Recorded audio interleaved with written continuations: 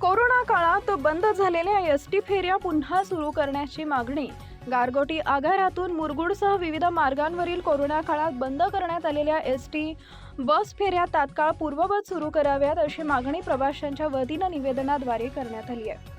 निवेदनात म्हटलंय की गारगोटी आगारातून मुरगुड, निप्पाणी, कापशी, हसूरवाडी आदी भागांमध्ये जाणाऱ्या अनेक फेऱ्या कोरोना काळात बंद करण्यात आल्या होत्या।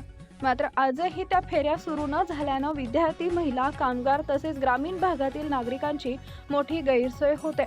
विशेषतः सकाळी व संध्याकाळी बसची अपुरी सुविधा असल्यानं प्रवाशांना खासगी वाहनांचा आधार घ्यावा लागत असून आर्थिक भुर्दंड सहन करावा लागतोय।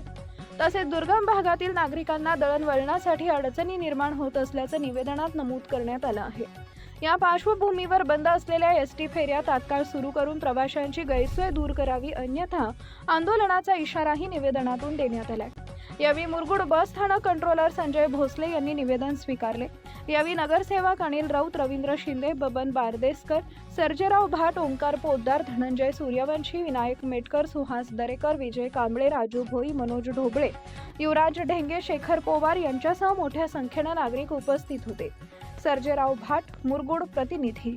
लाईक करा, शेअर करा, सबस्क्राईब करा आणि बेल आयकॉन प्रेस करा।